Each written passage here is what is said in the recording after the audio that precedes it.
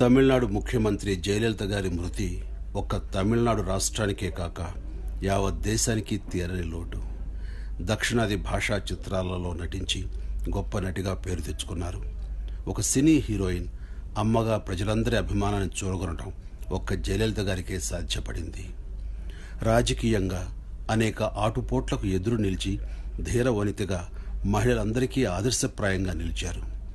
తమిళనాడు ముఖ్యమంత్రిగా ఆమె ప్రవేశపెట్టిన వినూత్న సంక్షేమ పథకాలు పేద మధ్య తరగతి ప్రజల జీవితాలలో మెరుగైన మార్పులకు దోహదం చేశాయి.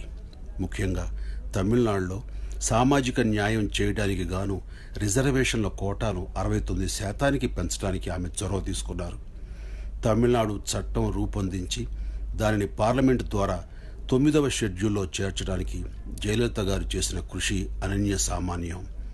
జయలలిత గారి ఆత్మకు శాంతి కలగాలని మనస్ఫూర్తిగా కోరుకుంటున్నాను.